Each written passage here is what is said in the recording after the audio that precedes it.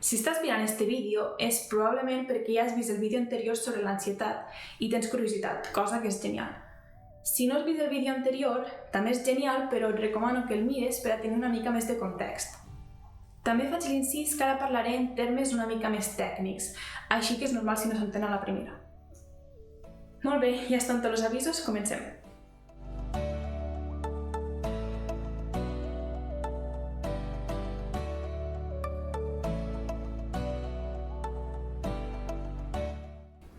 En el vídeo anterior he explicat que en els trastorns d'ansietat les vies neuronals que afavoreixen una interpretació negativa dels estímuls i que incrementen l'estat d'ansietat es troben reforçades, mentre que les vies que afavoreixen una interpretació positiva dels estímuls i que per tant alleugen l'ansietat es troben afeblides.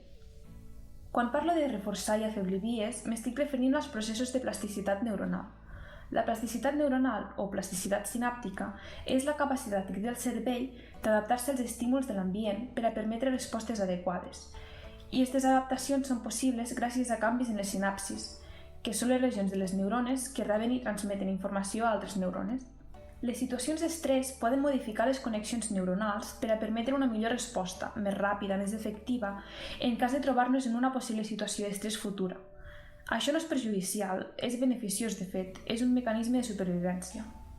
El problema està quan això passa en excés. És el que passa, per exemple, en l'estrès crònic.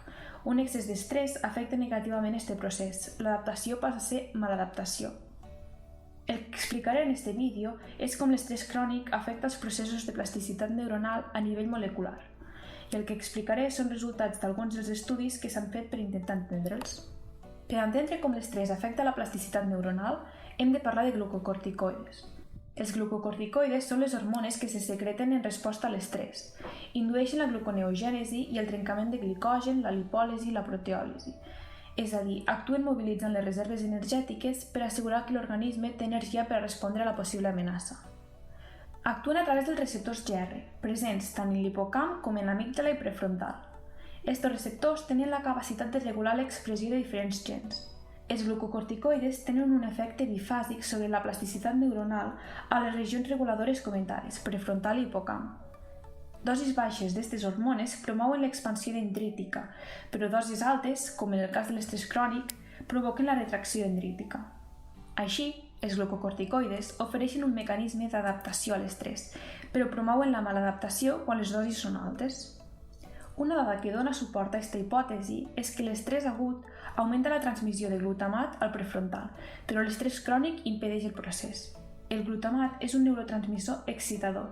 Quan una neurona allibera glutamat, la neurona amb qui fa sinapsi i que rep el glutamat s'activa. En una situació d'estrès agut, els glucocorticoides, a través del receptor GR, incrementen la transmissió excitadora glutamatèrgica al prefrontal, incrementen el glutamat extracel·lular, però l'estrès crònic disminueix la transmissió glutamatèrgica, l'excitació al prefrontal. Una manera per la que això es produeix és a través de la degradació dels receptors de glutamat. A més, sembla que l'estrès crònic promou la braquiació de les dendrites de les neurones GABA al prefrontal. GABA és un neurotransmissor inhibidor, provoca el contrari que el glutamat, inhibeix les neurones que el reben. D'esta manera es trenca el balanç d'excitació i inhibició que controlava l'activitat del prefrontal a favor d'una major inhibició. Tanmateix, les evidències respecte als efectes de l'estrès en les neurones inhibitòries són contradictòries, encara que cal molta recerca en aquest sentit. De tota manera, la disminució de l'activitat del prefrontal, que està demostrada, està relacionada amb la simptomatologia de les persones que pateixen ansietat. En condicions normals, l'estimulació de la neurona presinàptica provoca l'activació de múltiples vies intracel·lulars en la segona neurona, la postsinàptica, incloses les vies de BDNF i mTORC. Aquestes vies són essencials per a la regulació de la plasticitat sinàptica, promouen la maduració, l'increment del diàmetre dels caps de les espines dendrítiques i l'increment en el número de sinapsis. La via mTORC promou la síntesi de proteïnes que són necessàries per a les sinapsis, com la proteïna PSD95. BDNF és una neurotrofina que promou el desenvolupament, la supervivència i la plasticitat neuronal. La forma madura de BDNF, alliberada per la neurona presinàptica, s'uneix al receptor TRKB i d'esta manera s'activen vies de senyalització que regulen la transcripció de proteïnes necessàries per a la plasticitat neuronal. L'estrès repetit, a través de l'increment de glucocorticoides, disminueix l'expressió i funció de BDNF al prefrontal i a l'hipocamp. Així, se disminueix la senyalització de BDNF i mTORC, de manera que es disminueix la síntesi de proteïnes sinàptiques i, en conseqüència, es contribueix a disminuir el número d'espines sinàptiques. I ara faig un apunt. A l'altre vídeo, al final, parlo dels beneficis de la teràpia cognitiva conductual, de com millorar els símptomes de l'ansietat. Els mecanismes moleculars pels quals ho aconsegueix encara no estan clars, però una de les hipòtesis és que augmenta l'expressió de BDNF a l'hipocamp i al còrtex prefrontal, a les zones reguladores de l'amígdala, permetent una potenciació de la seva activitat. El que passa és que hi ha discrepàncies. Hi ha estudis que defensen que sí, que s'augmenten els nivells i que per tant això ajudaria a enfortir les vies reguladores, i altres defensen que no hi ha canvis significatius, així que encara cal molta recerca en aquest sentit. Deixant la teràpia a banda, tornem als mecanismes pels que l'estrès crònic afecta la plasticitat neuronal. Ja hem dit que els glucocorticoides i els seus receptors poden actuar al nucli per a regular la transcripció de certs gens que permeten els canvis necessaris per a l'adaptació a l'estrès. Ara sabem que els receptors GR també poden translocar-se al mitocondri.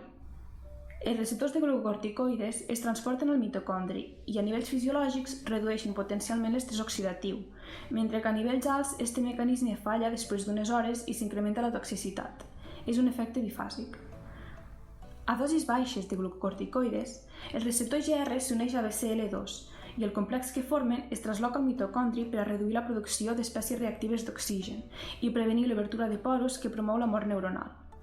Per contra, a dosis altes, com en l'estrès crònic, es produeixen efectes contraris i es provoca la despolarització del mitocondri i es predisposen a l'activació de mecanismes apoptòtics. Les espècies reactives d'oxigen són molècules producte dels processos metabòlics que es donen al mitocondri. Es generen de manera natural i hi ha mecanismes, com el de la proteïna BCL2, que impedeixen que aquestes molècules danyen la cèl·lula.